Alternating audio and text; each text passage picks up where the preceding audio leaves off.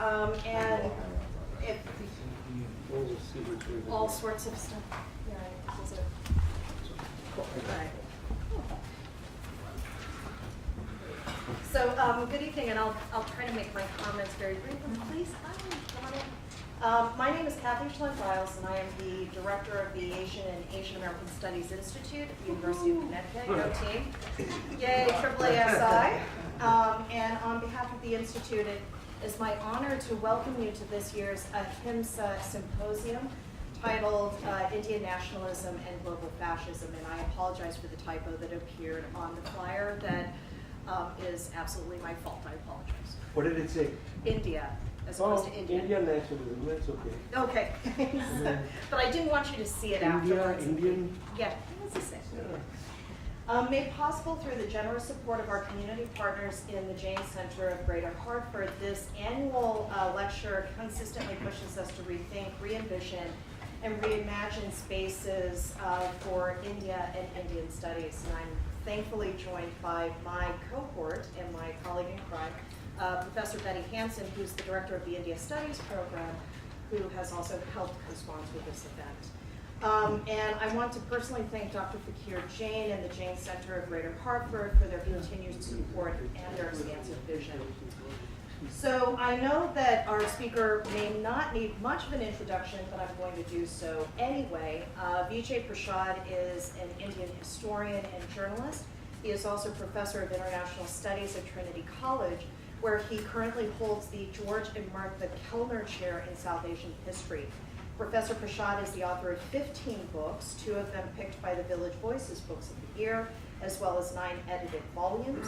These books include The Death of the Nation and the Future of the Arab Revolution, No Free Left, The Futures of Indian Communism, The Poorer Nations, A Possible History of the Global South, Uncle Swami, Being South Asian in America, Arab Spring, Libyan Winter, The Darker Nations, A People's History of the Third World, Everybody Was Kung Fu Fighting, Afro-Asian Connections in the Myth of Cultural Purity, Karma of Brown Folk, and Untouchable Freedom, The Scholar History of a Dalit Community.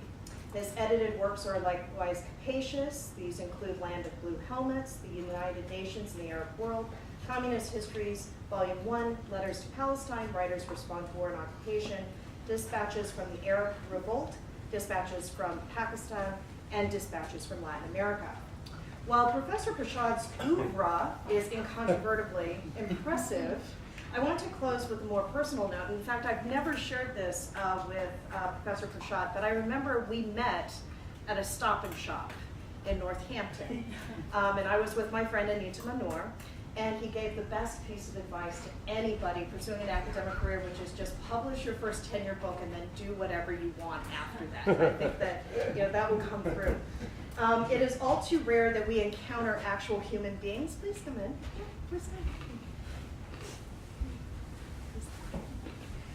It is all too rare that we encounter actual human beings in our field. Such individuals are aspirational in their tireless activism, which more often than not extends from the page into the real world stage. It is therefore an absolute privilege to welcome Professor Prashad back to UConn. So thank you. Thanks.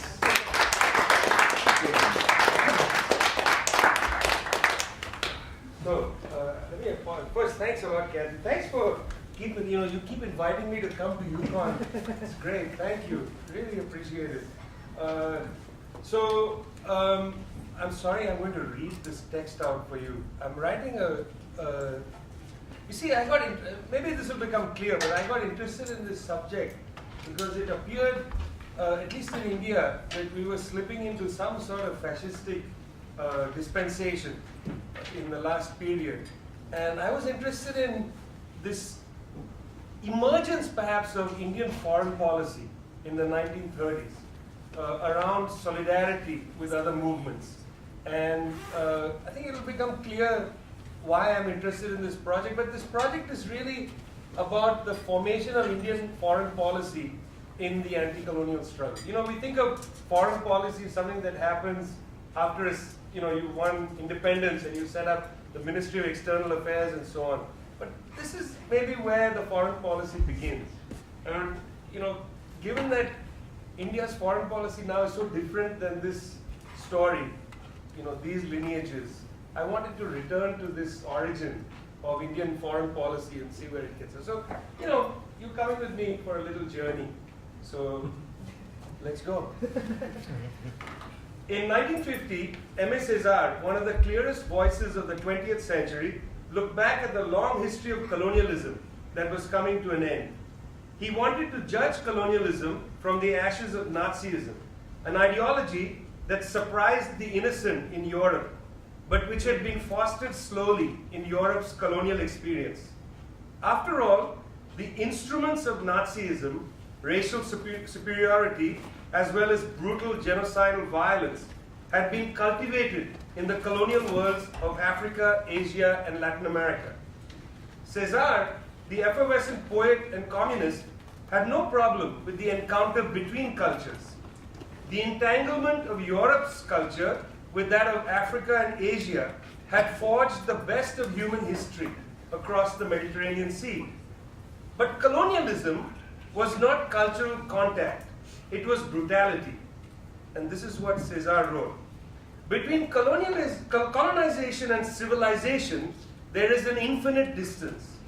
That out of all the colonial expeditions that have been undertaken, out of all the colonial statues that have been drawn up, out of all the memoranda that have been dispatched by all the ministries, there could not come a single human value. It's important to read this now when we're in the middle of a debate again whether colonialism should return or to adjudge it, you know. Césaire was adamant. Colonialism had produced nothing that would earn it respect in the scales of history. This was in 1950, when a few nations had just emerged out of the scar of colonialism, and when many societies fought pitched battles to extricate themselves, to remove themselves from colonial power. What had come to define fascism inside Europe through the experience of the Nazis, the jackboots and the gas chambers, were familiar already in the colonies. This colonial fascism, Césaire argued in Discourse on Colonialism, needed to be emphasized. Colonialism was asserting itself in this period, pushing to revive its empires from Vietnam to Algeria, from Kenya to Malaya. It pretended to distinguish itself from fascism, then considered essentially evil, and to resurrect itself in a paternalist and benign form. Césaire would have nothing to do with that. Colonialism and fascism shared too much at the level of effects, in terms of how they appeared to their victims. It was clear to Césaire, as a Marxist, that fascism was a political form of bourgeois rule in times when democracy threatened capitalism. Colonialism, on the other hand, was naked power, justified by racism, to seize resources from people who were not willing to hand them over. Their form was different, but their manners were identical. Colonialism was defeated by the brave mass struggle that ran from British India to the colony of the Gold Coast, from the Spanish protectorate of Morocco to French Indochina. Here, men and women risked a great deal to come out onto the streets and refuse to cower before the military might of an unjust formation.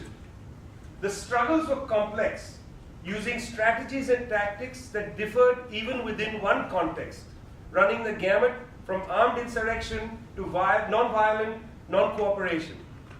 Yet something linked these struggles, the sensibility that freedom was more important than subjugation, that the poverty that faced the peoples of Africa and Asia as well as Latin America came not from their own backwardness, but from the system of colonial rule, and that they were people capable of making their own history, driven by their own dreams and their own projects.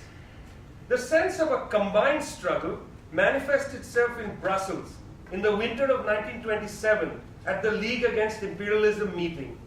Delegates came from colonies as far afield as Puerto Rico and Indonesia.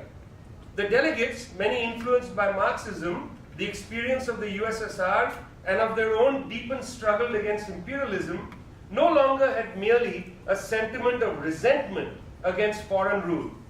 They now developed a theory of imperialism that drew from earlier accounts of theft of their wealth to enrich Europe, and of the subjugation of their people into a captive market for European goods.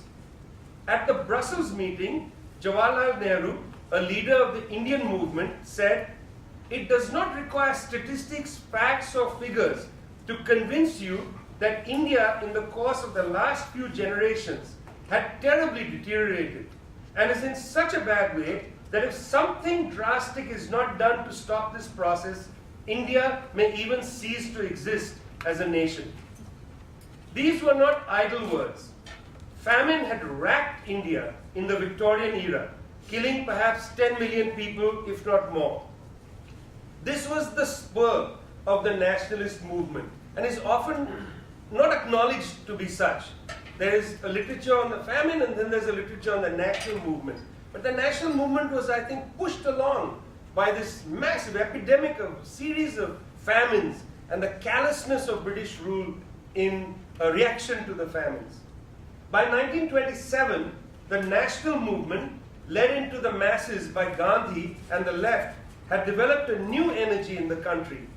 But in the absence of something drastic, namely independence and a social revolution, India might not survive. This was a general sense within nationalist circles in the 1920s. But Britain was not eager to let go. Naturally, therefore, from their capitalist and imperialist point of view, Nehru said, Nehru is going to appear a lot in this talk because he is a central character in the construction of 1930s foreign policy.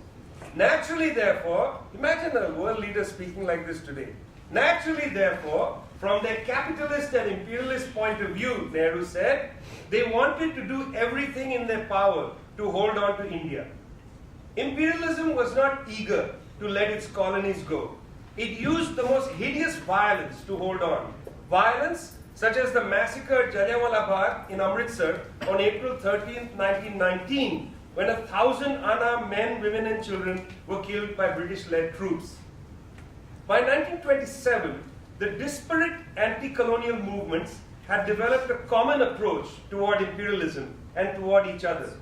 It was understood that their nationalism was born out of their anti-colonial struggles and was not rooted in the European theory of nationalism, namely around ideas of a common language, a common culture, and, as they believed, a common race. Such a nationalism, this European variety, tended toward racism, fascism, and imperialism, all three seen as objectionable by the anti-colonial nationalists. That is why their nationalism's lineage was not European, but was forged largely out of their experiences. It was an anti-colonial nationalism, an international nationalism. No wonder, therefore, there was no reverse racism in this movement, which was content with slogans such as "the covenant of white and brown will make humanity free," and was content to work with European radicals to drive Europe itself from barbarity to colonialism. It took years for the experience of the League Against Imperialism and the Communist International, as well as exposure of one movement to another, to germinate into concrete positions and plans. In 1935, Italy, eager for a slice of Africa, began to beat the war drums against Abyssinia, or Ethiopia. Italian fascism claimed that it would bring civilization to Abyssinia, which was painted as a country of slavery. Italy was not alone here. Britain's Foreign Secretary, Sir John Simon, refused to allow Ethiopia to invoke Article 15 of the League of Nations Covenant in January 1935, when pressure toward war began. That article, Article 15, would have allowed the League of Nations to study the conflict between Italy and Ethiopia, and on that basis give a judgment.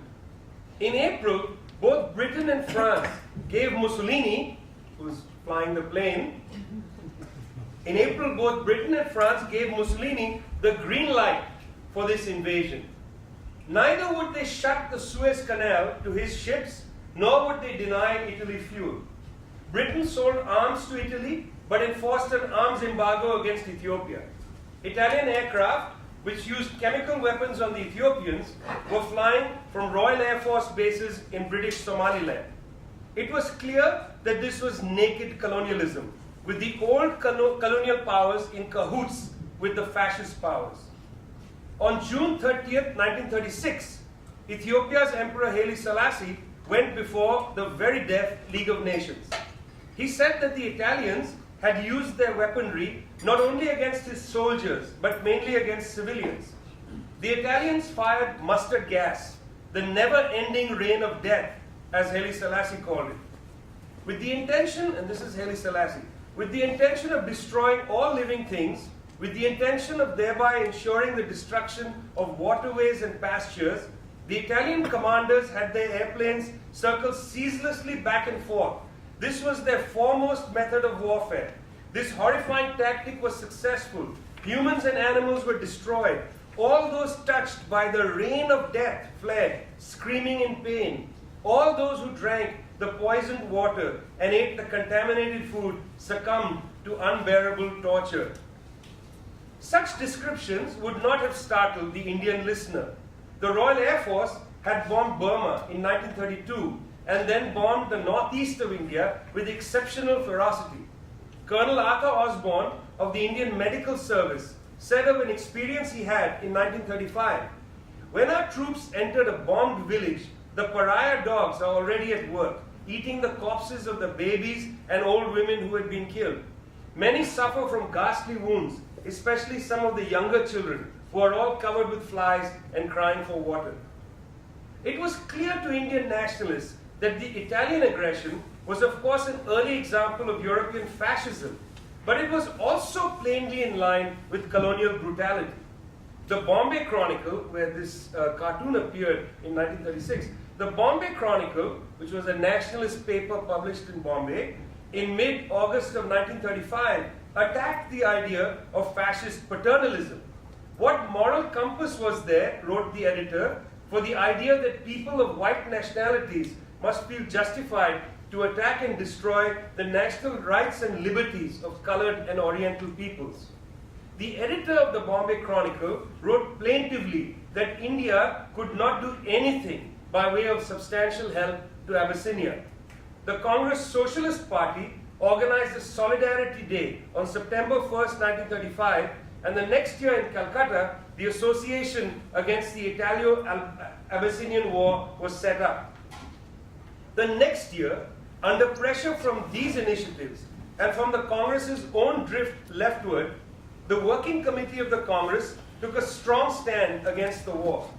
Abhorrence of the brutal massacre of peaceful masses of Ethiopians was at the forefront.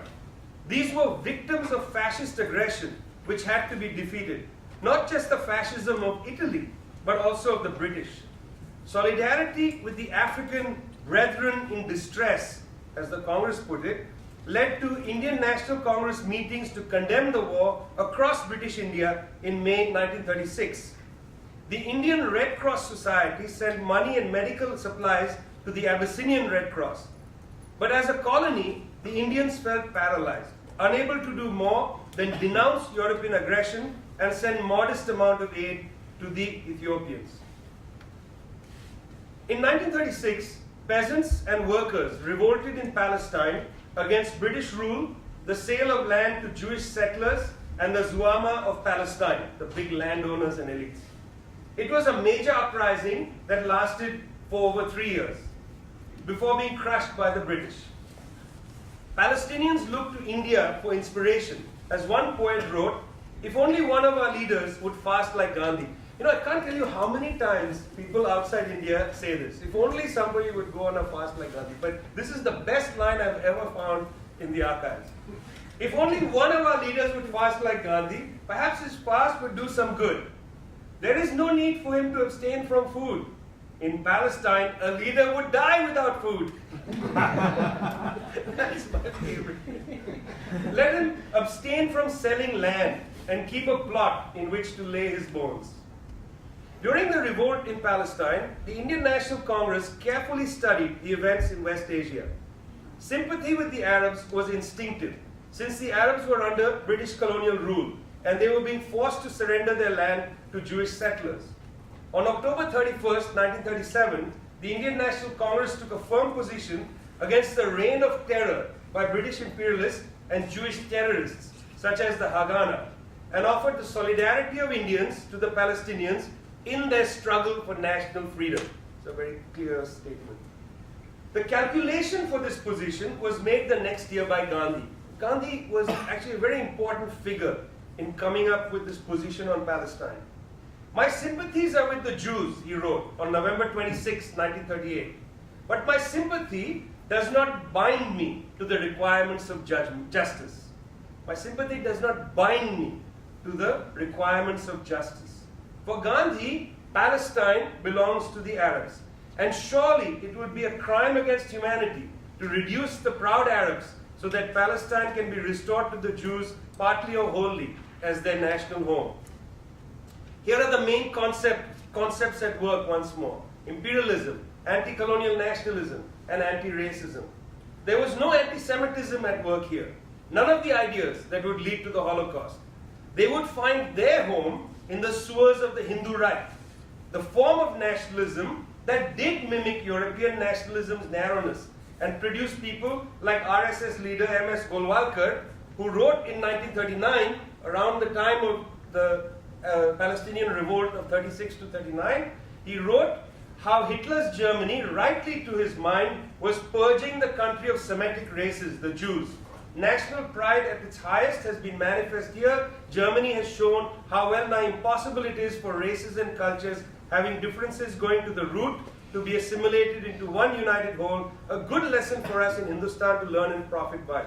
So Golwalkar is writing this just at the same time as the Congress is taking a diametrically opposed position. It's not like they didn't know what was happening. He well knew, was in fact responding, in my opinion, to what the nationalists were saying, which is that they were understanding the main lens for them was anti-imperialism, anti-racism, anti-colonialism. This, or the lesson that Golwalkar learned from European history and European nationalism, was not the lesson learned by the Indian National Congress, the Indian Socialists, and the Indian Communists. They did not accept the fascism of the Hindu right, nor of Germany's Nazis. They adopted a policy drawn from their anti-colonial nationalism, from their genuinely anti-fascist politics. It was one thing to take this position, but it was another to do something about it. India could give no tangible support to the Palestinians at this time. It did, however, conduct activities to build support within India for Palestine. The Congress declared that September 27, 1936 would be celebrated as Palestine Day. Nehru led mass rallies in support of Palestine. In Allahabad, his hometown, Nehru told a large crowd, "Our sympathies and good wishes must go to the people of Palestine in this hour of their distress.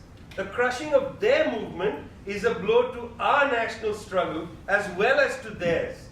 We hang together in this world struggle for freedom." We hang together in this world struggle for freedom. Once more, the brutality of the British response irked Nehru. The whole Arab world is aflame with indignation, and the East, Muslims and non-Muslims alike, has been deeply affected by this brutal attempt to crush a people struggling for their freedom. Palestine Day was observed again on August 26, 1938, with the Congress and the left fully behind the Palestinians and against the partition of their country. It was the most that the Indians could do. The British did not allow passage of supplies of any kind to Palestine. They created a wall against the solidarity that was clearly on display from the Indian nationalists toward the struggle of the Palestinians against colonial fascism. A decade after Nehru had made close contact with the Chinese nationalists in Brussels, Japan opened up a brutal war against China. This war revealed Japan's fascist ambitions, as the island nation used its full force against a largely disoriented Chinese resistance. Nehru was personally rattled by the war. Japan had been elevated to a position of great respect for its victory against the Russians in 1905 and for its advances in material wealth. But now all that was gone. Japan had reduced itself into the column not only of fascism but also of imperialism. At the 1937 Imperial Conference, see, those days they just did it straight away. they had things called the Imperial Conference. Now they call it the G7 meeting and the ministerial meeting of XY. In those days they were unabashed, you know. At the 1937 Imperial Conference, Australian Prime Minister Joseph Lyons suggested a non-aggression pact with Japan that would tolerate Japan's imperial ambitions in order to prevent war. Britain's Prime Minister Neville Chamberlain felt that this pact would be an enormous burden off Britain's shoulders. Britain looked to Japan to accept the pact, hoping it would carve up East Asia to benefit both empires. Japan, however, calculated that it would be able to take all of East Asia and did not need to make a deal with the British and the other settler colonies. That the British were prepared to make such a deal showed their hand. It revealed the collusion between the various imperial forces, and it showed how they would eventually clash, as Lenin had argued in 1916 over markets and resources. Chamberlain had seen China as one of the great markets of the world, which was the main lens for the British gaze at China for over 100 years. It was also how Japan saw things. This was the imperialist consciousness. The Indian nationalists stood with the Chinese. The communists took the view of complete opposition to Japanese aggression and sympathy for China. The Congress's foreign department, newly created under the wing of Nehru, produced an important pamphlet written by Ram Manohar Lohia, who becomes a major socialist leader, entitled India on China, published in 1938. A China Relief Fund was set up, and China Day was observed in solidarity. On November 26, 1937, General Chu De, one of Mao's most revered generals, and by the way, one of the best books about the Chinese struggle of this period is Agnes Smedley's biography of Chu De. It's just a riveting read. You know, this American woman goes to Yan'an, befriends Chu De, and then just follows him and writes his story. It's an incredibly good book. On November 26, 1937, General Chu De wrote to Nehru to thank India for its help and to ask for more help by any and all means. He asked for doctors.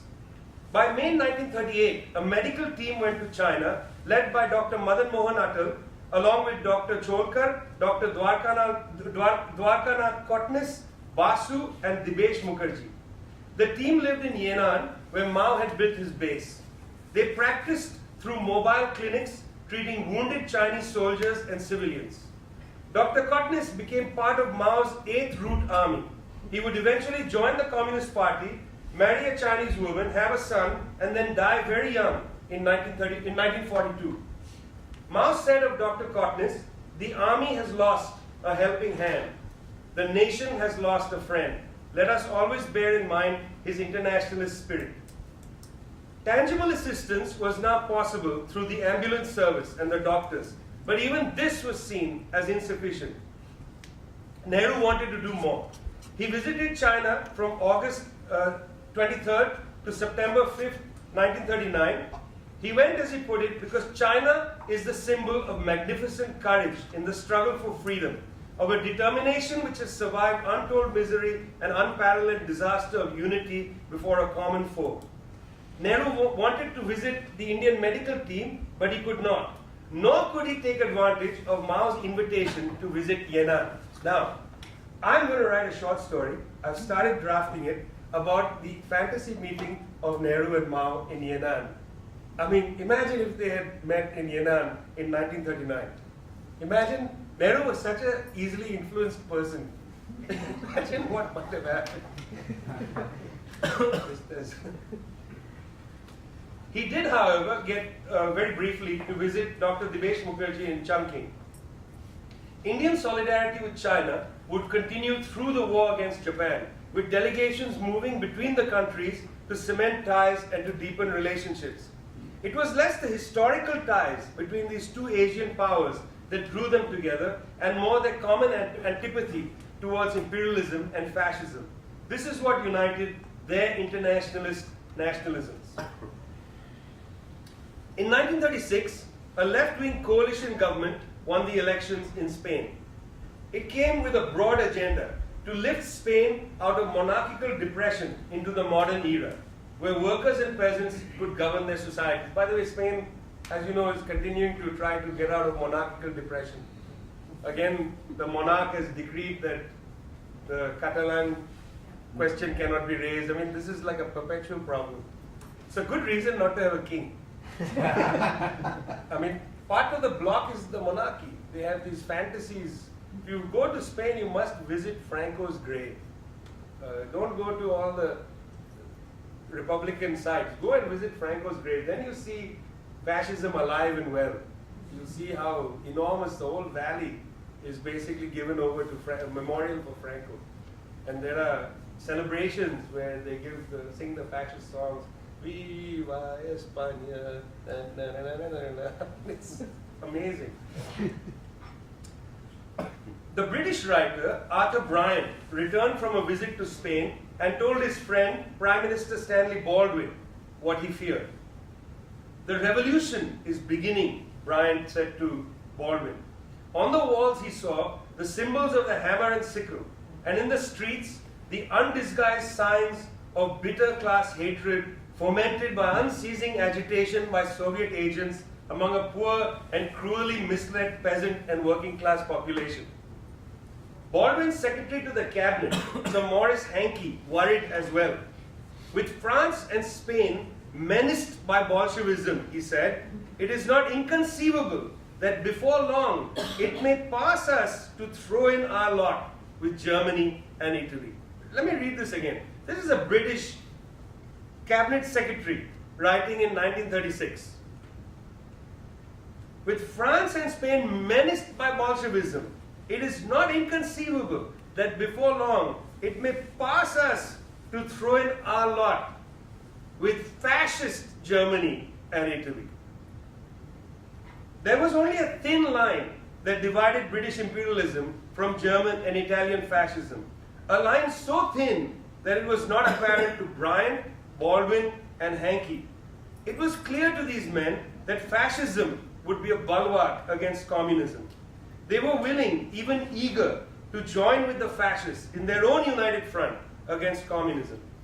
This was clear from Ethiopia, as I showed you, from Spain, from China even at the Imperial Conference of 1937, where the British felt that the communist peril had to be stopped at all costs.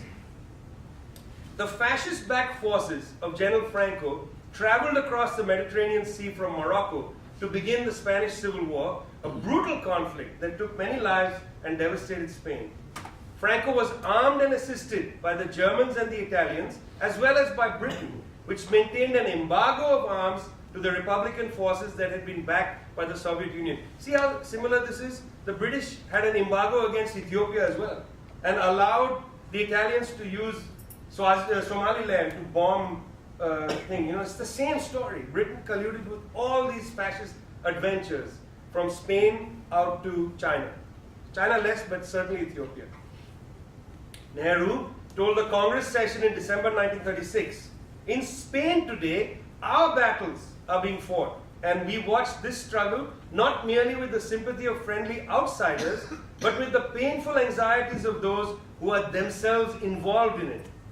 This idea of being insiders to the Spanish fight against fascism and imperialism was key. Our battles, said Nehru. Again, previously, in the context of China, he said, our struggle, our fight against the Japanese. This was not a distant fight. Like the struggles in Ethiopia, Palestine, and China, the battle in Spain was a front line in the anti-colonial struggle. No wonder, therefore, that the Indian nationalists did their best to assist the Spanish Republic. In 1937, Nehru wrote a pamphlet that was published by the Indian Committee for Food for Spain. He opens the pamphlet asking why Indians, who must deal with their own misery, should assist the Spanish. It was not for humanitarian reasons, Nehru wrote importantly.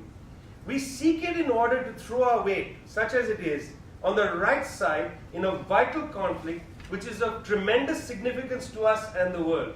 We seek it in order to disassociate ourselves publicly and through action from the policy of the British government, which has lined itself with the fascist powers. We seek it in order to demonstrate to the world that we stand with the democratic and progressive forces in the world. Indian students in Britain, working with the India League and the Communist Party of Great Britain, held cultural evenings to raise funds for an ambulance to Spain. The ambulance would eventually get to Spain and help the Republicans. In India, a Spanish relief committee in Bombay worked to raise money while the Congress Socialist Party organized Spain Days across the country. Volunteers from around the world joined the international brigades to defend Spain. It is well known that fighters from the United States in the Abraham Lincoln Brigade and Europe went and joined the international brigades. What is less well known is that fighters came from the anti-colonial struggles as well. Najati Siddiqui, for example, came from Jerusalem. In his autobiography, he recalls how the Spanish Republicans took him to the front so that he could, in Levantine Arabic, shout to the Moroccan soldiers who fought for Franco to decamp to the side of anti-colonialism. Problem is, the Moroccan soldiers would barely have understood his basically, Levantine Arabic. It is really night and day in some ways. Anyway, he gave it a try and he yelled across the line. This is from his autobiography. Listen, brothers, I am an Arab like you, coming from a distant Arab country. I beseech you, brothers, to abandon the ranks of your generals who are oppressing you in your country. Because after all, they come from the Spanish protectorate of Morocco. It's hardly a protectorate, it's a colony. That was how they talked about things. Trusteeship, protectorate, etc., etc. I beseech you, brothers, to abandon the ranks of your generals. Come to our side, where you will be well treated and given a daily allowance. Those of you who do not want to fight will be returned to his land and family. Viva el Front Popular, viva la República, viva Moroccanos, he said. And he writes in his autobiography, Moroccanos. It's pretty, okay. It's pretty charming little story. Of course, nobody crossed the line. My guess is they didn't understand what he was saying. Fighters came from Indonesia, from Vietnam, from Japan, and from China. In Yan'an, the Chinese communists marched with a sign that read, Salutamos les pueblos bravísimo de la España, in their broken Spanish. There is actually a picture that I've seen of this, which I was trying to get, but I couldn't find it. It's a very grainy quality of the protest in Yan'an in defense of the Spanish Republic. They had enough things happening to them, by the way, in 1937, to be worried, being bombed by the Japanese, but there they were, standing with the Spanish Republicans. Several Indian doctors, including Dr. Madan Atal, who would later go to Yan'an, came to serve the Republican cause. Atal was joined by Dr. Ayub Ahmed Khan and Dr. Manuel Rocha Pinto. Although Atal went to Spain as part of the Spanish Medical Aid Committee, a group developed by the British left rather than through the Indian nationalist effort directly. The writer Mulkraj Anand was in England as a student when he found himself in the anti-fascist struggle. In the anti-fascist movement, he later wrote, Indians were accepted as equals for the first time in England. Mulkraj Anand went to Spain in 1937 to participate in the Second International Writers' Congress in defense of culture in Madrid. The halls were filled with anti-fascists such as Pablo Neruda and George Orwell. Neruda mourned the murder of his friend Federico Garcia Lorca by the fascists in August of 1936. This war, Neruda later reflected, was between darkness and hope. Mulkraj Anand joined the international brigades to fight the murderers of hope, as he put it. But Mulkraj Anand was not ready to kill anyone. I fainted on seeing a wounded man bleeding in Dr. Bethune's surgery in Barcelona during the Spanish War, he recalled. This was the Canadian doctor Norman Bethune, who arrived in Spain in November 1935 to give his medical experience to the cause. He would later become a communist and would spend most of his life in China with Mao's armies, in whose trenches he died in 1939. When Bethune left Spain, he wrote a poem whose last lines echoed from Gravehurst, Ontario, where Bethune was born, to Peshawar in British India, where Mulkraj Anand was born. Comrades who fought for freedom and the future world, who died for us, we will remember you. Blood was not for Mulkraj Anand. I asked to be put in the category of journalists, near the trenches, as I felt I couldn't shoot anyone, even an enemy. Mulkraj Anand's essential dispatches, homage to Spain, appeared in Congress Socialist and elsewhere. He wrote with great passion about what he observed. He painted a picture of the death and the destruction, and then he wrote in one of his pieces, these pictures repeat themselves on the walls of Madrid, and they tell different tales of this war, tales of death inflicted from the air, tales of statues destroyed and books trampled upon, tales of blood which has dried on the floor of homes, different tales, but tales with the same moral, that fascism must be destroyed. Mulkraj Anand could not fight in the war. Sorry. But Gopal Mukund Huddar certainly did. Huddar has an interesting trajectory. He was a founder of the fascistic Rashtriya Swayamsevak Sangh, the RSS, in 1925 in his hometown of Nagpur. In England, as a student, Huddar began to slowly drift away from the RSS and from the fascistic tendencies of European nationalism. He was eager for the brisk wind of freedom. Spain called this young man, who joined the international brigades on October 17, 1937. By February 11th of the next year, Huddar was in Tarazona to train and then moved with the 15th International Brigade to defend Gandesa in Catalonia, outside Barcelona. It's a site to go and visit actually. If you do a Civil War tour, you should visit Gandesa to see the front line of that battle. It's very nicely commemorated. Huddar's comrades faced the Italian fascists led by Mario Berti in a particularly vicious battle.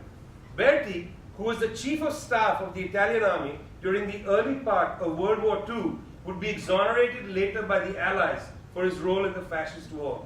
It is a telling reminder of how many fascists were not prosecuted and how the Allies colluded with so many of them through Operation Paperclip, which brought the fascists to the United States, and other rat lines, what they call rat lines, to South America. Here was this Italian leading an Italian detachment against the international brigades in the middle of Spain. I mean, sounds a lot like Syria to me, but that's another story. Huddar was captured by Franco's forces and imprisoned in San Pedro de Cardena. In jail, Huddar, being a crafty fellow, read palms and played the fakir. He was released to the British and returned to India after spending some time in London, where he was celebrated by the British and Indian left. When he descended from his ship in Bombay, Huddar was greeted by the Congress Socialist Party. Remember, this is the guy who helped found the RSS. Such an interesting trajectory. It's stunning that that there's no monograph on his life, biography. At the dock, he said, "The honor you have done me is really the honor to the cause of democracy and freedom, which Spanish workers and peasants are defending with their lives. The fight for democracy is in India just as it is in Spain. The very same British imperialism which helps Franco and Mussolini in their attempt to destroy Spain is holding us down. We have to fight against it. We have to build the unity of the workers, peasants, and the middle classes, just as the Spanish people have done." Huddar, who had started life as a Hindu fascist, joined the Communist Party of India in 1940. In an article written later in his life, Huddar argued that the Hindu fascists did not know the difference between Renaissance and revivalism. He wanted the Renaissance of Indian culture, the ability to breathe life into what had been stifled by British rule. The RSS wanted to revive a fantasy version of Indian culture that adopted its idea of culture from European nationalism and imperialism. In June 1938, Nehru visited the Republican enclave of Spain to offer Indian solidarity for the fight against fascism. He met the Republican generals whom he admired, including General Lister and Dolores Ibarruri, La Pasionaria. She was, he wrote, the symbol of Spain's agony and Spain's unconquerable spirit. But Spain would soon be conquered. France would close its borders to appease Mussolini, and supplies would end to the Republic. Franco's army swept north, destroying the Republic. When Nehru traveled in the Republican regions, he said he saw light there, the light of courage and determination and of doing something worthwhile.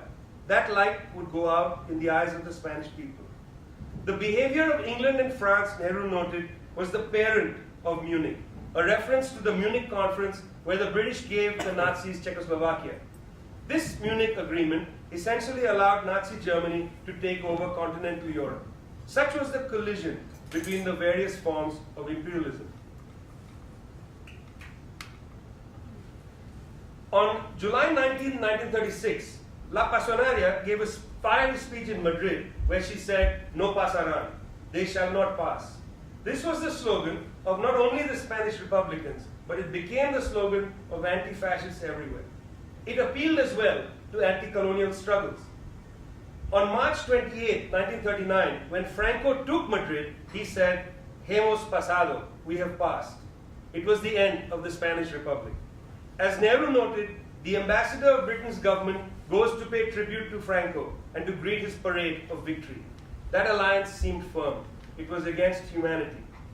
The year before, on January 30th, 1938, when the war still seemed to be undecided, the India League organized a large demonstration in London in solidarity with the Indian, Chinese, and Spanish people.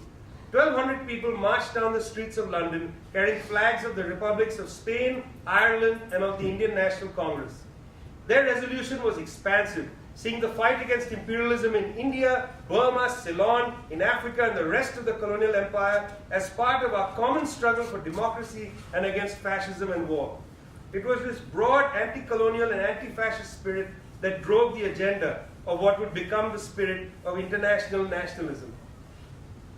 When the Spanish Republic fell, the German communist playwright Ernst Toller hanged himself in a New York hotel room. Nehru, who knew Toller well, wrote a moving account of his friend's commitment and of his own. Nehru met Toller at the League Against Imperialism meeting and had come to appreciate his sensitive soul and his political work. Toller was the president of the short-lived Bavarian Soviet Republic. It lasted 6 days in 1919. Toller had put his faith in the Spanish Republic as a front line against fascism and colonialism. It was there that humanity fought against the barbaric hordes of fascism, Nehru wrote. Toller gave all his money to the Republican cause and worked for it ceaselessly.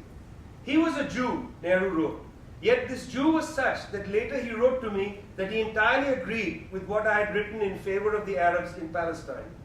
Justice was its touchstone, not identity alone. The world of fascism was too brutal for his sensitive spirit, too coarse of this fine nature, Nehru wrote. But it was democratic England and democratic France. This democratic, Nehru wrote with a great deal of acid in his pen. But it was democratic England and democratic France with their false promises and betrayals and stabs in the back that broke him. Were these really false promises and betrayals? Nehru knew better than that. This was the curious nature of imperialism, to fear human possibility and to give courage to human hatred, to lean on violence against sanity, to allow the Holocaust to happen and then to be surprised by it, to believe that colonialism can make its comeback after World War II when the evidence of atrocities came into the heart of Europe. Neruda ends his great poem for the loss of Spain, the loss in many ways of humanity, with these powerful lines. Come and see the blood in the streets. Come and see the blood in the streets. Come and see the blood in the streets. Thanks.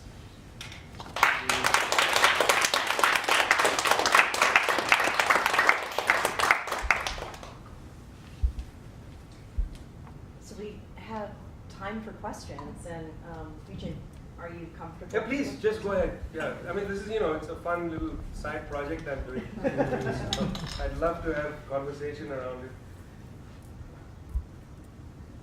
Please.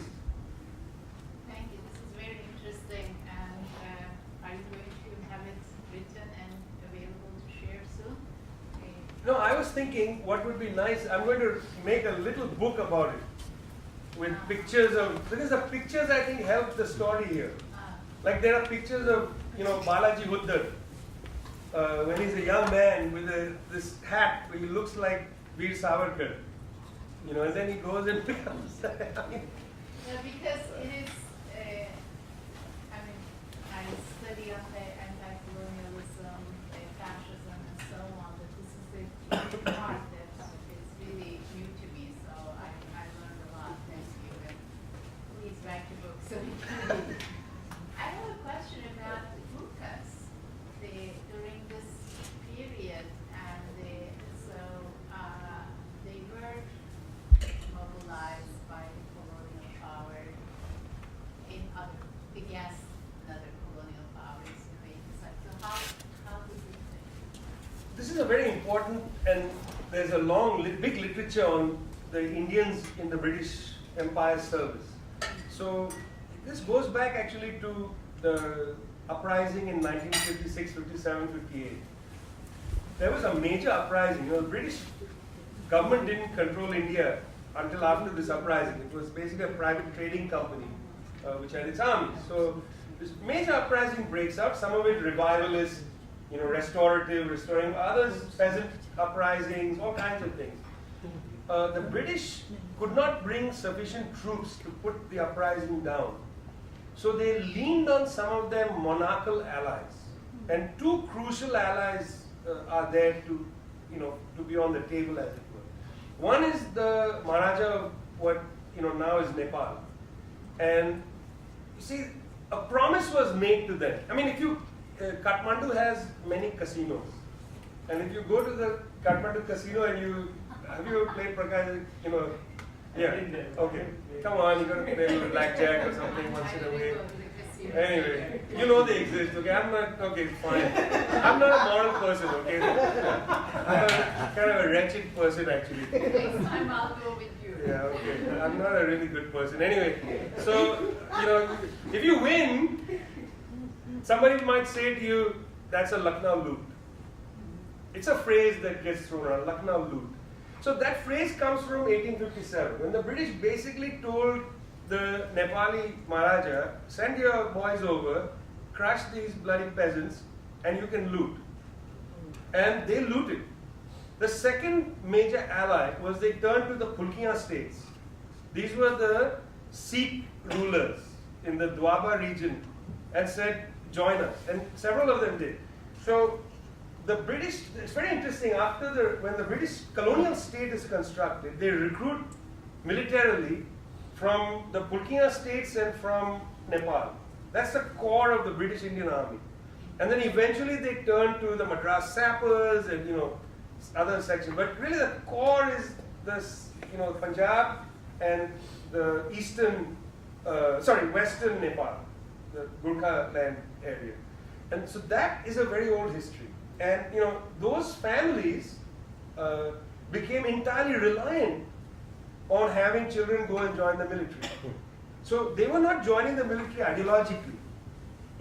This just became, so in Punjab, from the great famines and the great agrarian collapse in the late 19th century onward, it became crucial to send a son, into the military. It was cash. It was like a remittance payment, coming from sending you abroad or something like that. So these places became captivated. So very interesting, when the nationalist movement starts, one of their core, especially during World War I, was to campaign against recruitment. The radicals campaigned in this, but it was very difficult. Because what do you offer people in exchange? Because, entire livelihood. So actually the Gurkha recruitment into the British Army ended in the last 30 years.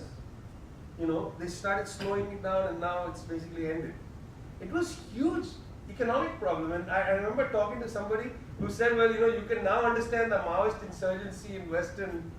I don't think there's a correlation, but it's an interesting thought. So there was an attempt to not have people be recruited, but how do you, switch that? Now, Punjab is different from Nepal in this story. There's a divergence. Because in Punjab, the national movement takes root for all kinds of reasons. Agrarian collapse in sections of eastern Punjab, parts that are now India, that is a big issue. All kinds of reasons the national movement takes root. In Nepal, it had a curious position anyway. Nepal had its own national movement. There was no thought. It's a fascinating. Why wasn't the Nepali Congress part? Because after all, the Pulkiya states were also, states of Hyderabad. There was never a thought that this was a part of the Indian nationalist movement. It was its own nationalist struggle. So the experience of nationalists in Nepal being able to tackle the question of Gurkha was very much constrained. Firstly, they were tackling their own problem, which is the king, not the British directly. So it was slightly different. Whereas the Punjab thing was, it's also complicated. Punjab till now is a major recruiting ground for the military. That history continues. It's not that the Punjabis are more military or anything. That was an idea that those who supported the British during the uprising became martial races. Those who didn't support them, like the Bengalis, were Afghanized. That was the simple calculation of imperialist logic. Yeah. Well, yeah, I mean, your talk was great because it did crystallize some things that were kind of throwing me for a loop when I was writing about anti-fascism in the United States too, which is that particularly when you looked, I mean, because when historians approach, it seems like many historians approach the subject of fascism and colonialism, they'll be really impatient with anybody who tries to conflate the two, right? They're very distinct systems, right?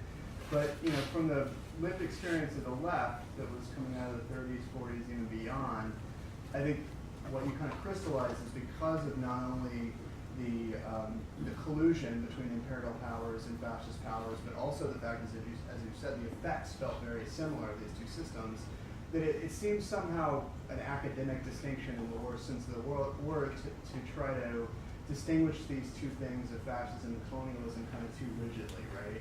But that said, what I found, so there's that great quote from Cicero, right? In Discoursing Colonialism, where he's talking about, Hitler is the demon in every kind of white Christian, white Christian. I was tempted to put that on a slide, but to hold back. No, it's great. It's such a good line. No, but it's a good line, right?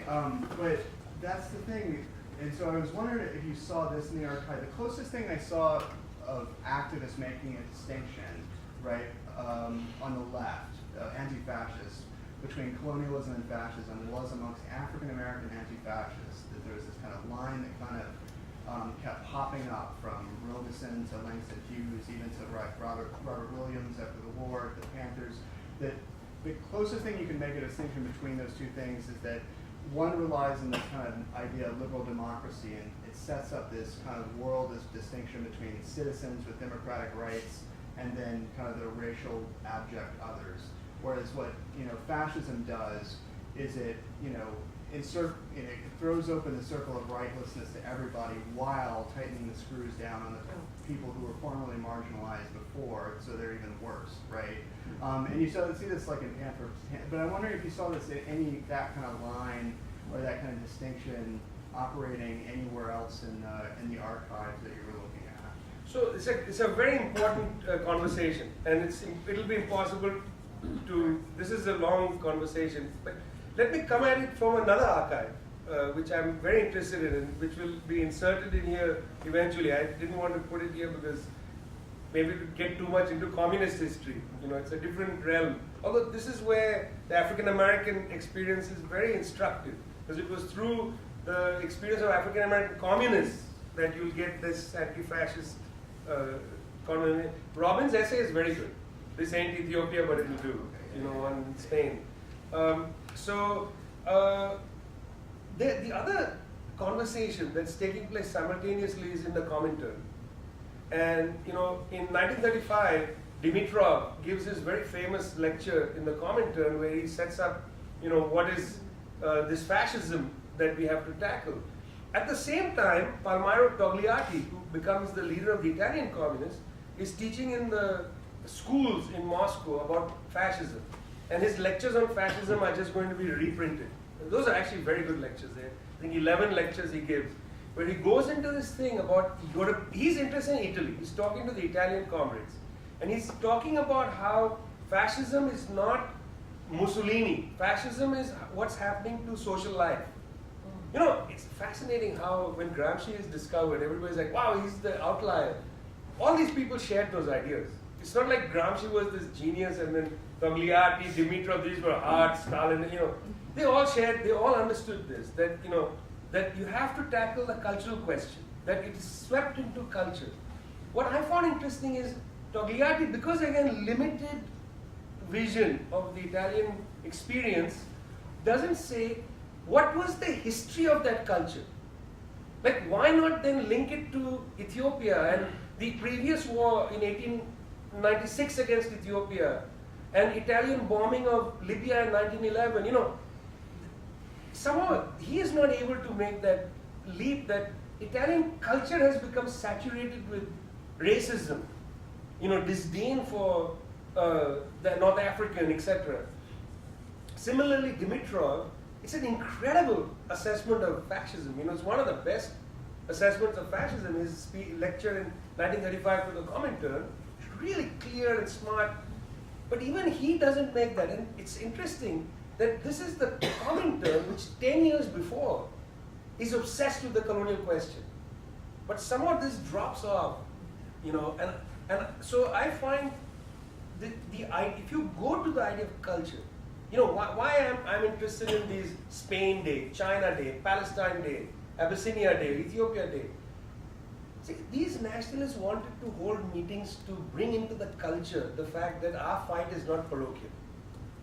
You know, that peasant leaders in Bihar were doing a rally where they were talking about Spain. You know, they wanted to educate people that what we are fighting against that bloody district commissioner, that district commissioner is not a personality issue. That same district commissioner is sitting in a plane bombing the Ethiopians. This is a cultural struggle.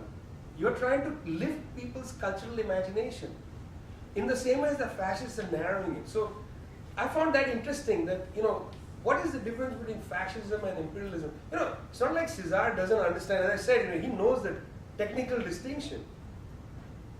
But there is something about the racism under both that links it together indelibly. And I think if the category racism disappears from the literature of fascism, you don't get it's the bridge between imperialism and fascism. You know, it's racism is the glue. That's why Cesar's discourse on colonialism should be read by everybody. I mean, you know, in European history classes it should be mandatory. It's a book about Europe. It's not a book about, you know, the Caribbean or Africa or, you know, or Vietnam. I mean, it's about Vietnam as well. Because he starts by saying, who is this person, Serrat? You know, I don't know if you remember, he goes after Serrat, you know, who is this gentleman? You know, this great distinguished man. He's this bastard in you know, Indochina who's doing. But this is not a book about Indochina, it's about Europe. And I think Cesar gets it, that the bridge between the two is racism. It's so foundational.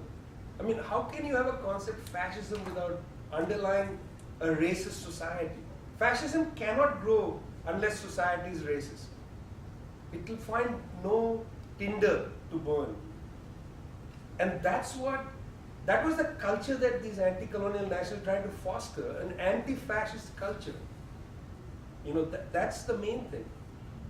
In America, for instance, I would say there has been less success in creating an anti-fascist culture.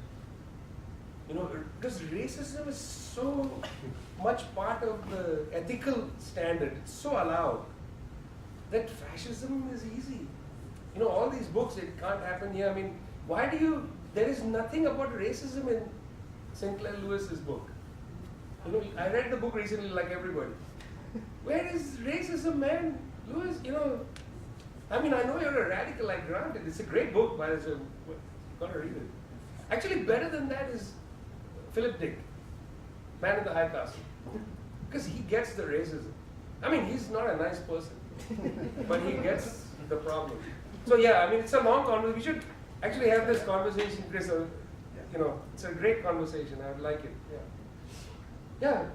I don't mean to dominate, but just Please. a comment. The Soviet Union brought it back to the UN, and fascism, colonialism, and racism as reinforcing and establishing a evil that against which that the United Nations basically should be working.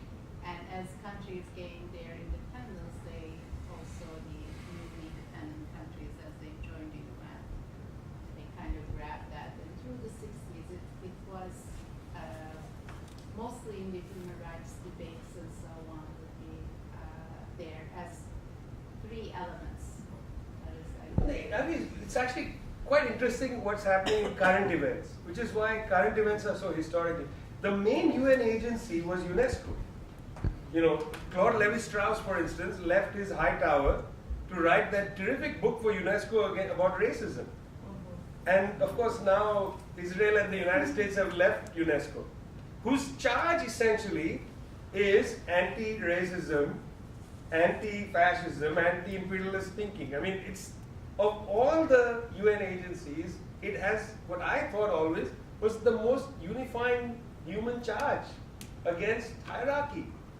I mean, as a child, I used to read UNESCO Courier. It came free to our library. And it was a great magazine. It was filled with stories about people everywhere in the world. It helped exactly as you're saying. But of course, the United States is against humanity. So it has to leave UNESCO by its own judgment. It's incredible. Of all agencies to withdraw from, you withdraw from UNESCO. Yeah. Yeah, it's always interesting to me how this kind of gets lost, but a lot of like the techniques of fascism, like you were talking about, were developed in colonial situations, like concentration camps, for example, were used in Namibia for like mass extermination in the late 1800s. And so it's interesting to me because I think the difference from my perspective of like fascism and imperialism is that fascism is like necessarily like reactionary, whereas imperialism is just kind of this thing that's always happening. I mean, fascism, you could argue, is always happening in some sense, and it's just like degree and not kind. But yeah, so I guess that's mostly my thought is like when like these things develop, like was Suharto a fascist? You know, like I think that's an interesting question. I don't think he was, but like yeah. So I guess I'm wondering more about like the right nationalist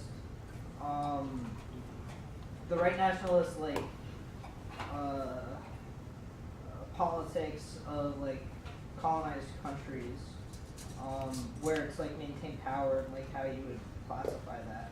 Yeah, I mean, look, just one point before, directly to your Suharto's and Pinochet's and so on, but yeah. One point just before that, look, I think how I would see it or how I understand it is, of course, imperialism is a world system and it has to do with, questions of markets, resources, monopolies, trying to dominate the world, etc.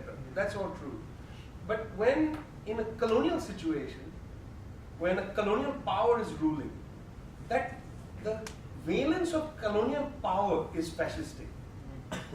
So it's different from, imperialism, which is that global system of domination, etc., driven by monopolies. But colonial power is virtually self-identical with fascism. I mean, let's take a breath and look at India, which by, British accounts now, they somehow want to suggest was almost democratic, except they should have been a little more democratic, maybe. I mean, the very fact that Shashi Tharoor needs to write a book to remind the British about imperialism is extraordinary. I mean, it's really extraordinary. And if you watch some of the debates he's been in the middle of, it's amazing that people actually are arguing against him. I mean, I just had to resign from Third World Quarterly because the bloody editor put a piece in called "A Case for Colonialism." I mean, what the hell is that? This is a journal which is supposed to be, it's like in feminist studies, you run a lead essay, the case for male supremacy. Really? Are you really going to do that? I mean, is that really possible? There's 100 essays called the case for male supremacy, which are published every day. Does it have to be in this journal? I mean, this is our journal, that kind of, So, and then people say it's censorship, which I found bizarre. There's nothing censorship about it. You publish the shit any way you want. Not here. Not in my house, okay? It's a private journal. Not in my house. You publish it in yours, that's okay. So, in the case of the British now saying, well, if you look at the record of British rule, I mean, it's extraordinary. I mean, now historians are now turning to prisons in India. There have been, last 20 years, a bunch of books have come out on incarceration. And, as incarceration becomes a theme in America, people in India start to write about incarceration. They used to say, if somebody sneezes in Paris, you get a cold in Calcutta, So, but actually it's good that people are writing about incarceration in India. It's one of the few times I find this epidemic useful. Because the jails were brutal. It's not like Nehru went to jail and just sort of sat around and, I mean, most of the nationalists were brutalized in jail. It wasn't like they were going and there was a garden and, I mean, the British were nasty. That picture I have of a jail, okay, I mean, this is what jails look like, man, in the colonies. Somebody's got his head in the clasp and the guy is, mechanically turning it. What the hell is that? This was actually a device used in prisons. This is not some jailer's cocked up theme for that prison. This was a patented device. You see this kind of stuff and you realize that colonial power is fascistic because you have complete domination over a people which is racialized. You can do anything. Look at the Congo, where one man had dominion over a people. Over a decade, 6 to 10 million people died under the hands of Leopold's colonial rule. Despite the fact that an establishment journalist, Adam Hochschild, writes a popular book on it, there is virtual amnesia, about that. I mean, why isn't what happened in the Congo up there with the Holocaust? Today when you look at the Congo, its history, the legacy of that, why don't we connect these things? It's a failure of our institutions. But just coming to your last point about right nationalism, see, I don't know really, because I would like to see more empirical work on Pinochet. I'd like to see much more empirical work on Indonesia. Suharto's period, the New Order period, is very poorly written about. There's a lot of stuff about Sukarno because it's exciting and it's interesting. Who wants to spend their career reading police files about what the fascists do in Indonesia or in whatever? In Chile, this is one of the problems with truth and reconciliation. It's actually reconciliation, not truth. That's actually what happens. Look at South Africa. I mean, where's the truth? Try to read some of these truth and reconciliation things. It's mainly reconciliation. They don't want to talk about everything. You don't want to name names. You don't want to suggest the depth of complicity. So in Chile, how much do we know about Pinochet? We know the early years. Victor Jara's hands were cut off. We know about the early period, throwing out helicoptering of left-wing activists, etc. Even politicians today, such as a prime minister, a president of Chile, whose family was brutalized, they don't talk about it in public much. So we need to build an empirical, and I don't know about the distinction between right nationalist and fascist. I think these are fascist powers. The technology of rule is definitely fascist. In Indonesia, they killed 1 million communists in what, like 10, 15 days? The Australian Secret Service, the CIA, were faxing names to the Indonesian military of people to kill. There's that terrific book on Bali, Dark Side of Paradise. I mean, they were literally faxing names of people, the CIA. 1 million people slaughtered in 1965. And, we are talking about, the crimes of Stalin. I mean, hello guys, what about this? Who's denying that? What about this? So I think that technologies were quite fascist. But we need empirical research. Go and research Chile, that's the place. Yeah. So I just wanted to pick up on something that you mentioned in terms of truth and reconciliation, or kind of an emphasis on reconciliation. Because what really strikes me are the numerous strategic amnesias with regard to the story that you presented. And there is certainly a kind of a break. I'm not going to say it's like a racial break, but it seems like there's a memory break, or some type of justice break in the post-war period. And what I'm talking about here is like you mentioned repeatedly that justice was the touchstone, right? And there's something like to move away from justice as a touchstone vis-a-vis Palestine in 1948 is quite dramatic. And I'm wondering if that is in part attributable to the emergent regime of human rights, which relies on universality and is predicated on reconciliation. I'm just curious if you see that break occurring maybe in 1948. See, the Palestine story is very interesting because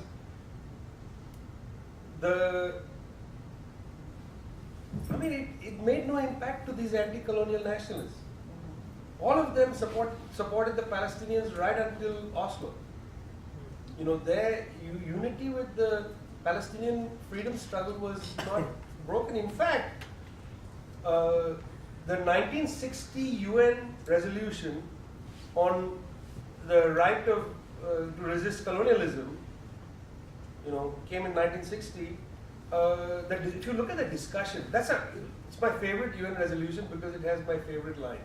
That somebody could slip this poetic line into a UN resolution is incredible. They write, the process of liberation is irresistible. I love that line. That's in a UN resolution. You know, I mean, it's like poetry. So the discussion of that, they don't call it Palestine, but they talk about the problem of the Arabs and the Jews comes up in there. And you see what that resolution says is that armed struggle is fine. That's a resolution that actually says that it's acceptable to use armed struggle to fight for your national liberation. That's an incredible resolution. Because in the frame of that resolution are the colonial wars happening in Africa and in Southeast Asia. I mean, we've forgotten historically the war in Malaysia. You know, the great so-called emergency in Malaya, where the British, you know, slaughtered I don't know how many Malays. Nobody's written a book like Carolyn Elkins' book on Kenya. That's a great book. I really recommend if you're interested in that period. Caroline Elkins, Harvard University, her book on Kenya is incredible. On the so-called Mau Mau insurgency, she uses the archival material, and she just talks about those concentration camps, the mass killings of people. It's a really difficult book to read. And you know, she's a Harvard University prof. It's amazing. A great book. So somebody has to write that book on the Malay insurgency. There was 2-volume work came out some years ago from Cambridge University Press, but it didn't have that kind of detail. So what I'm just trying to say is that the idea that it's acceptable to fight against colonialism was such an important value in the majority of the members of the UN until really the 1990s. I mean, what kills this idea, and this is why Israel suddenly earns a lot of friends, including India, what kills this idea is the death of the exhaustion of the anti-colonial ethic. You know, it is exhausted now. You cannot get any of these countries, very few of them. You know, I went to the UN in Geneva. They had a 50th anniversary of the creation of the non-aligned movement. You know, I thought it would be packed with all the ambassadors. But you know, who was there? The Iranians, Venezuelans, North Koreans didn't come, but you know, Chinese were there. You know, the Indian, they sent people, but not the permanent representative. I mean, it's gone. It's exhausted. They all, during the 1990s, were told by the Americans. I mean, I got this directly from an Indian diplomat. He told me that the Americans told the Indians in early 90s that the road to Washington DC goes through Tel Aviv. You make peace with Israel, then we'll talk to you. We'll get you the IMF deal. He said they were quite direct. India opens formal relations with Israel in 1992. In July 1991, India gets the IMF deal. It's all package deal. You give up your non-alignment, give up your anti-colonial thing, surrender all your dignity, we'll give you the IMF deal. India had to actually fly tons of gold in July of 1991 to England to put into the Bank of England as a surety for that loan. A fact which should bring Indian nationalists to tears. But of course it doesn't, because they think it's economics. You know, this is humiliation. A category which has disappeared from social science should come back. This is pure humiliation. Pure humiliation. Can you imagine that India in 1991 has to actually, the banks would not take India's word for it. They actually had to fly the gold to London. I mean, It's incredible. Why was that not the front page in the newspaper, you know, like the Hindu and the front page, India flies gold to England. Yes, please. Thank you for a very good talk. I was taken with your metaphor that racism is the glue between imperialism and fascism. I'm wondering, what about another ism, capitalism? Is capitalism another glue? Is that tape? Is it that tape? Is Is it it tape? something else that holds it together, but not glue? Somehow less central? I mean, because you can imagine this would be a more like standard Marxist explanation. Colonialism is the face of capitalism in the periphery, and that fascism is what happens in the core when the social revolution is threatening to occur or has failed somehow. Right? And those are, you know, those are some familiar narratives. We don't need to pin names to those, but how would you react to that kind Yeah, of so analysis? it's like the thing I said earlier, which is that if I imagine that imperialism, the highest stage of capitalism, is, you know, what unites in terms of, you see, it is the structuring force in the world order. That is to say, imperialism was the structuring force, which, you know, was rooted in monopolies, basically capitalist, you know, social relations and so on. But, and this, you guys have helped me clarify this. What I'm talking about are two forms of political power, fascism and colonialism. These are really forms of political power, I'm thinking.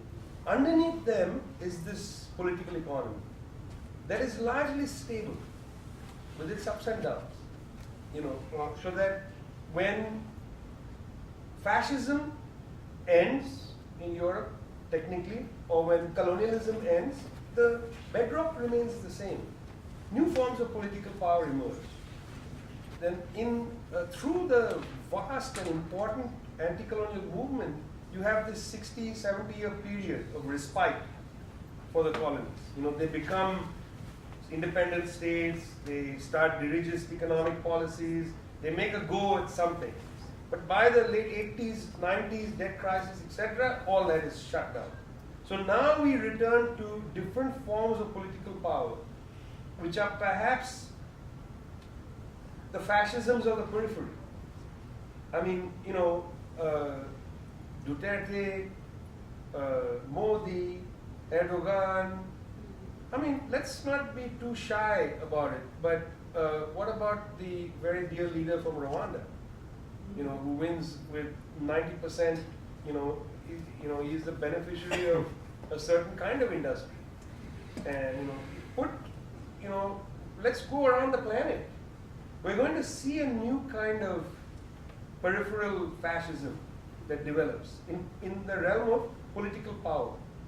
But underneath that is this very volatile and, you know, very dangerous, turbulent imperialist system, which cannot create stability because it's crisis-ridden.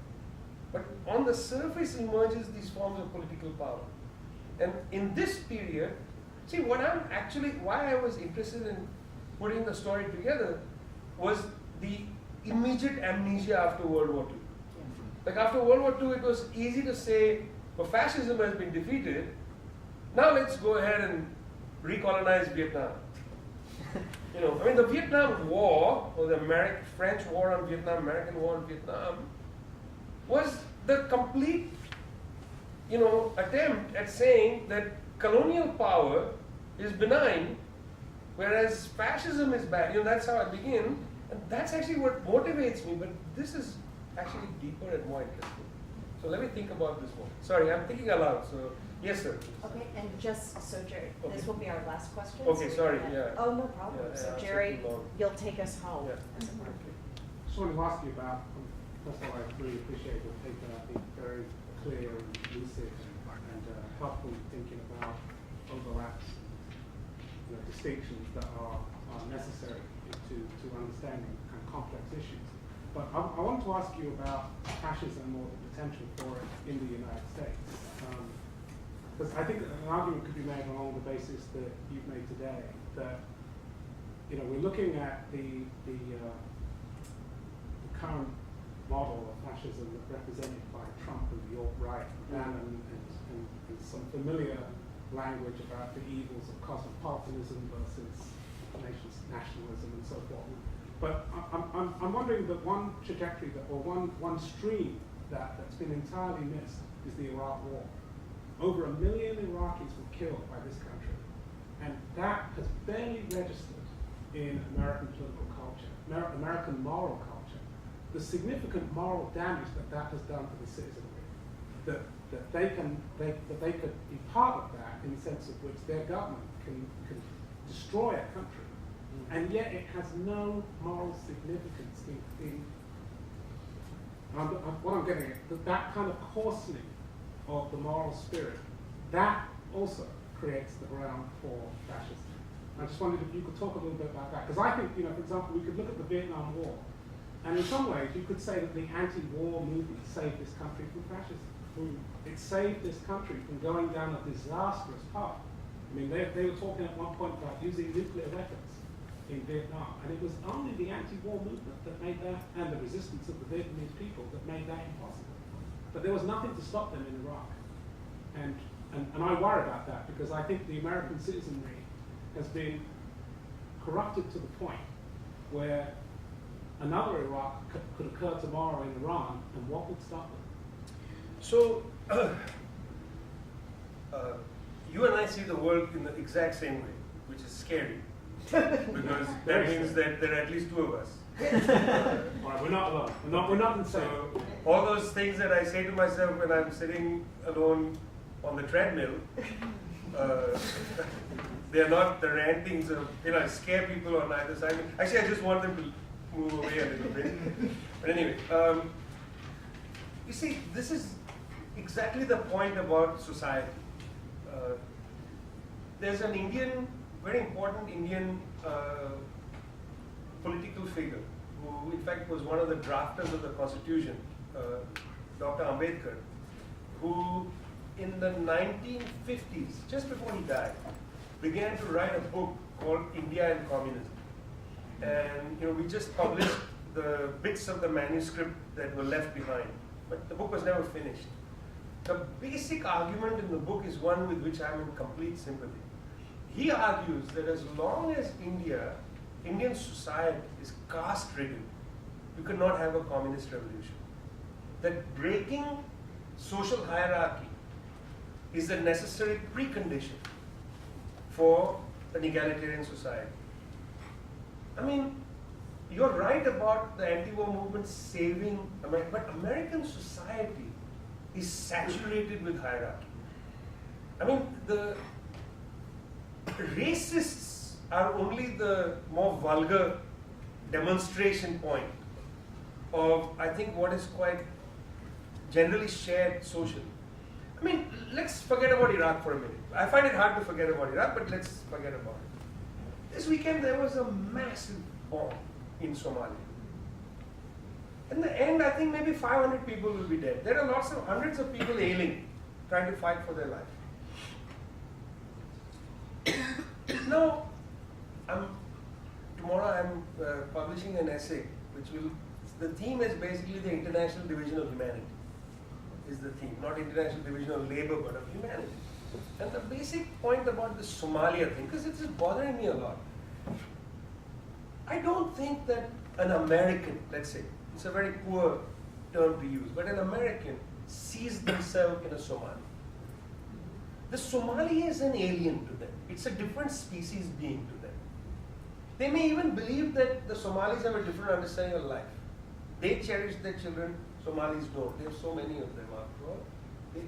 Their species being is not seen as united.